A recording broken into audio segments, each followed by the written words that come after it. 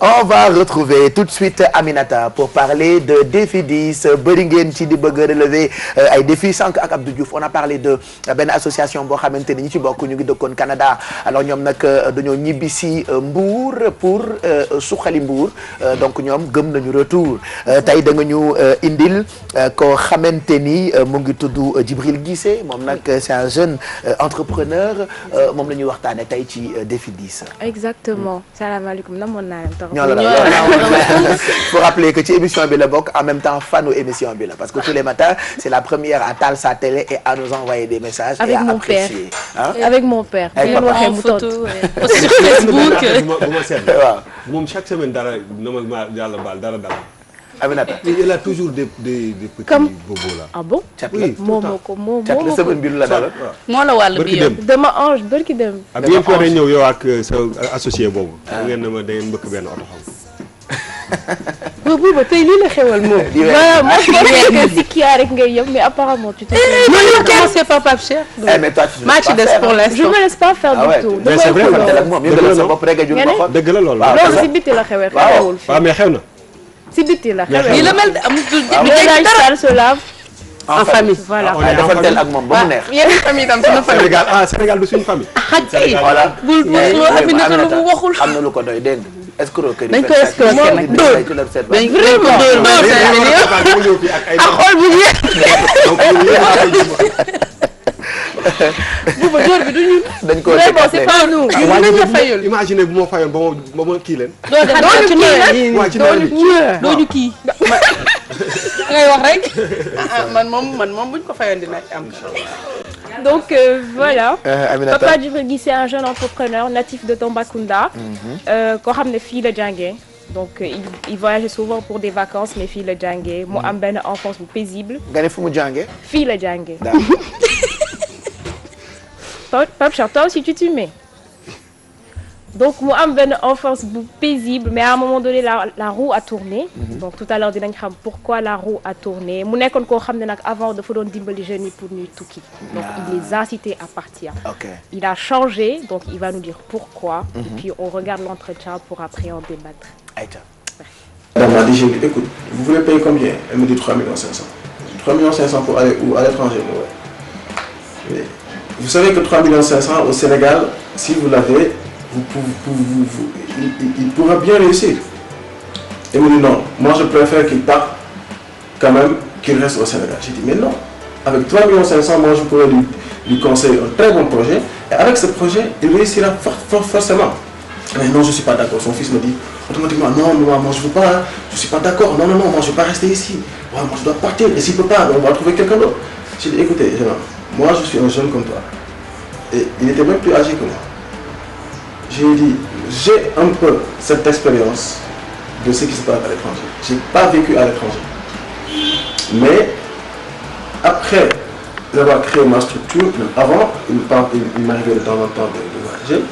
Et je comprends ce qui se passe. Je comprends très bien ce qui se passe à l'étranger et c'est pas du tout évident. Pas du tout évident. J'ai pas mal d'amis, de partenaires qui fuient l'étranger aujourd'hui pour venir investir au Sénégal et c'est des jeunes comme nous. Alors, je lui ai expliqué, il n'a pas voulu en comprendre. À un moment, il a boudé. Il a claqué la porte de mon bureau et il est parti. Donc sa maman est restée avec les larmes aux yeux en me disant mais je ne sais plus quoi faire. Je lui ai dit écoutez, allez-y, discutez avec lui, revenez me voir. Il me dit mais écoute, dans quel projet il peut travailler et réussir au Sénégal? Je lui ai dit mais l'agriculture. Il me dit l'agriculture. Il me dit oui. Il n'a pas de diplôme.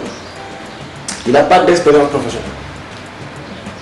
Alors, si il part à l'aventure à l'étranger, qu'est-ce qu'il fera? Il va balayer des rues. Il va nettoyer des tables de restaurant. Il va faire quoi? Alors, tu restes pendant 5 ans sans rien réaliser, rien du tout. Je dis bien rien réaliser. Et là, c'est ça qui amène des fois les jeunes, quand tu écoutes la radio ou la télé, certaines personnes appellent pour dire ouais, moi j'ai envie de rentrer, j'ai même pas les billets, et je demande à des gens de m'envoyer les billets pour que je puisse retourner. Donc ça dit qu'il va perdre 5 ou 10 ans dans l'air, sans aucune réussite, sans aucune réalisation possible.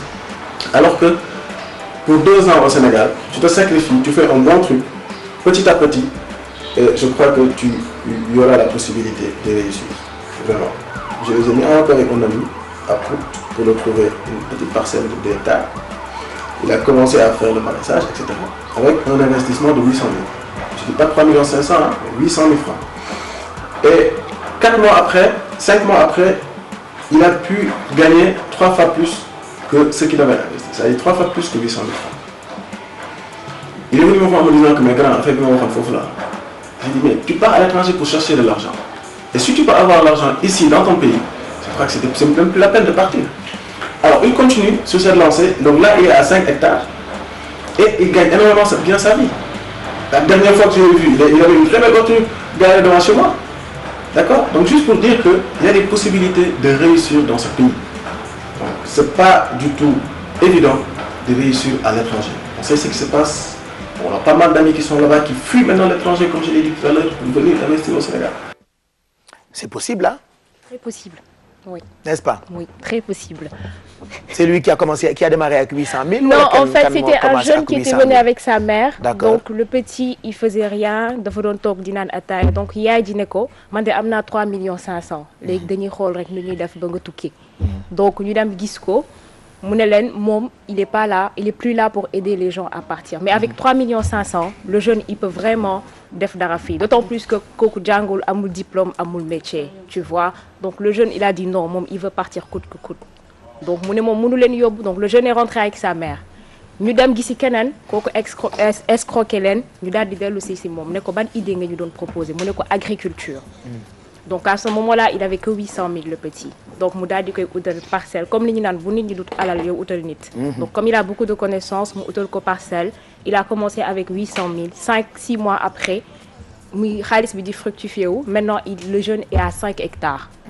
Donc il gagne très bien sa vie grâce à l'agriculture. Pour wax jeunes yi ñu naan demal tool nga bay nga ne duma bay. Bay bi dara nekk si pour man bu fekkee vraiment tu as la volonté et tu veux t'en sortir. Surtout bu fekkee amoo diplôme amoo métier. Hier par exemple dama doon waxtaan ak benn jeune boo xamante ne ba ma waxee âge am dama tiit. Je lui donnais 30 et quelques. Il a pas encore 25 ans. D'accord? Issu d'une famille nantie. Amul benn problème souci financier. Jàng na Canada ba ñibbisi. ma laaj ko ma ne ko yow qu'est-ce que tu fais dans la vie mu ne ma de l'agriculture et de l'élevage. Un secteur porteur.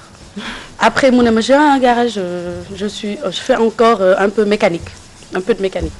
mu ne ko mais pourquoi t'as pas préféré mu ne ma non mais tout le monde les gens se bousculent derrière les bureaux j'ai fait des études je peux gérer une entreprise du coup je crée ma propre structure je fais mon propre business et encore ça me rapporte mieux su ma jëloon samay diplôme dem déposer ko fenn pour liggéey déjà waxatuma ak ñi nga xamante ne sax tooguñu def dara même ñi dem jàngi bitim réew ba ñibbisi ñu ngi dem dugg ci agriculture c'est-à-dire dañu war a bàyyi foog ne que lépp ci c'est derrière les bureaux il y a beaucoup de secteurs porteurs yoo xamante ne jeunes yi dañ si war a dem xel comme mbay voilà y a pas de sous-métier oui y a pas de am na ñu ci bëri tey jii boo leen xoolee ay milliardaires lañu Papa Ngom a ngi c'est dimanche. exactement exemple boobu la ma jox fan la commencé nañ ci bàyyi xel c'est-à-dire dara du tëb rek sotti voilà et le jeune la référence là moi j'ai tendance à dire que c'est entre 25 et 35 ans qu'on peut vraiment préparer son avenir ou bien avoir un socle parce que après 35 ans je dis pas que mënul nekk mais tu as beaucoup de charges. Exactement. li ngay xalaat dafa bëri tu as ta femme ou ton mari tu as les enfants tu as la famille derrière toi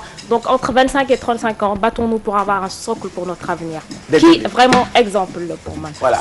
Pape Cheikh. waaw Bouba bëgguma ma poser ma question du yaa moom émission bi. waaw du am naa ci droit. am nga ci droit Bouba bu ma poser question. voilà jeex na tàkk jërëjëf wala bu la neexee benn nga di ko fukk. Voilà. Pape Cheikh au début on avait parlé d'une personne Absatou Ndiaye.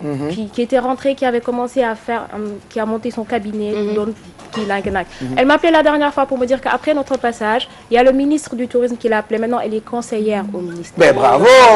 ça mérite des applaudissements.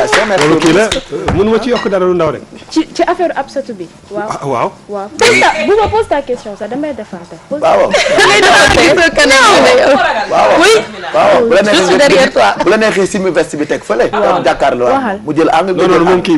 non moom papaam sama xarit la donc damay bañ mu ne ma yow sama doom bii ngay jël ma ne la nga toppatoo mi may seetaan donc grand du ma ko wax dara mais bon dama bëgg wax ni loolu jóg job la loolu ab satu boobu exactement plus. mais dinañ ci ñëw sax avec le DRH du groupe Futur Média. dina ci wax par rapport ak les emplois d'avenir. c'est-à-dire les formations d'avenir. comment choisir sa formation. parce que actuellement état bi mu ngi créer ay emplois yu bari. dans le secteur de l'agriculture de l'élevage nit yi nañu xool formation yoo xamante ne daf leen di diriger vers loolu et non que ñuy choisir formation ci secteur yu saturé yi. waaw mais man dama bëggoon yokk loolu tuuti ci loolu quoi loolu muy wax xam nga dañuy wax ay agriculture nit nañ dellu ci mbay mi et tout ça mais il faut ñu def ci xelu jeunes yi que loolu en fait du métier bu ndaw. xam nga communication dafa am solo. dañu war a mettre en valeur un peu métier boobu mais fii dañuy wax dellu leen fële sans pour autant ñu def ci xale. wane valeur bi ci nekk mais am na benn et puis dëkk ba dafa am loo xamante ne moom la dëkk bi soxla. lu ci nekk ci ay besoin wam. Sénégal dafa am besoin. en manger.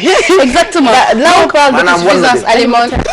quand on parle d'insuffisance alimentaire aujourd'hui je pense que jeunes yu ci bëri war nañ mën a dellu pour xool naka la ñuy sukkalee. et puis am naa benn suggestion de. ndi xale yu góor yi. mën a demee bay ji noonu la borom greffage yi nekk ci dëkk yi.